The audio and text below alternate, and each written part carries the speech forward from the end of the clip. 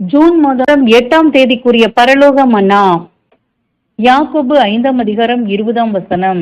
தப்பிப்போன மார்க்கத்தினின்று பாவியை திருப்புகின்றவன் ஒரு ஆத்துமாவை மரணத்தினின்று ரட்சித்து திரளான பாவங்களை மூடுவான் என்று அறிய கடவன். வசனத்திற்குரிய விளக்கம்.